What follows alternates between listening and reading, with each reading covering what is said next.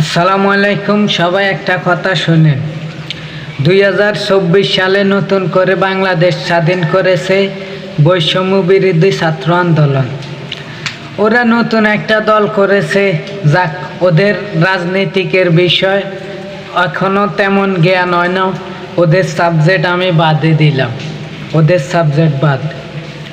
কেউ ভারত ঠিকানা ভারত গেছে, ওনারা বলতেছে কারো ঠিকানা পাকিস্তান, পাকিস্তান ফাটাইবে। তাইলে দেশটা কি শুধু সাদাবাজদের?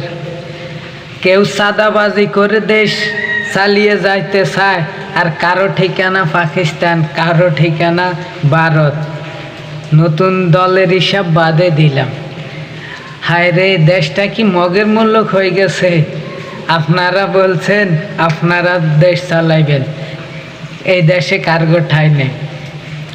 আবার আপনারা 1971 সালের কথা বলেন, ওই সময় আপনারা কোথায় ছিলেন? স্বাধীন করছে যারা, ওইসব শহীদ ভাই বোনদের সকলের প্রতি শ্রদ্ধা কৃতজ্ঞতা জানাই।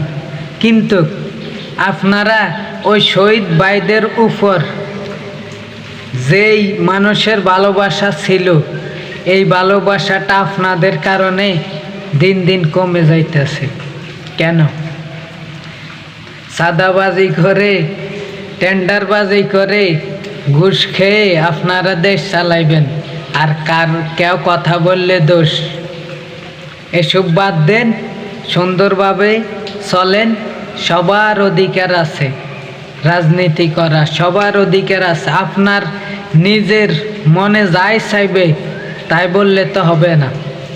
যার ইচ্ছা যেইটা সে তার ইচ্ছা মতো চলব। কে কোন দল করব, কে কোন সাপোর্ট করব, এটা তার ব্যক্তিগত ব্যাপার। কারো জোড়া বলিতে দেশ চলত না।